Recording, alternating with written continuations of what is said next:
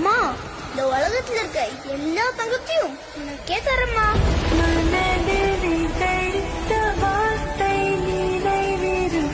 MG Ramachandran, திரு ரஜினிகாந்த் வரிசையில் அடுத்த super ஸ்டாராக உன்னை கொண்டாட உலகமே காத்திருக்கையில்